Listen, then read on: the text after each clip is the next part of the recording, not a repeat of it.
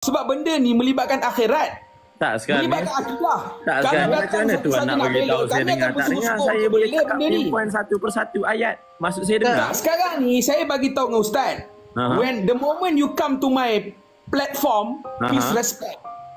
Please so, respect. Saya pun nak bagi tahu sekarang ni Tuan. Sekarang ni cara Ustaz adalah bila Ustaz orang cakap Tuan tu milik Allah, mulut milik Allah. Ustaz boleh berjalan-jalan. Maka kalau Tuan nak menyebarkan ilmu, Tuan kena... Ustaz memang bila orang bercakap, Ustaz suka bercakap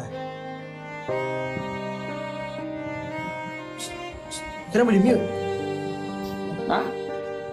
Kenapa dia kena mute? Dia kena mute. Ustaz, kalau orang bercakap, Ustaz janganlah bercakap. Ustaz bagilah laluan. Orang bercakap, Ustaz nak bercakap.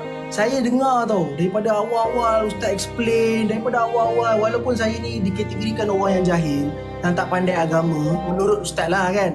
Tapi sepanjang Ustaz menjelaskan, saya diam je, saya dengar, saya tunggu giliran saya.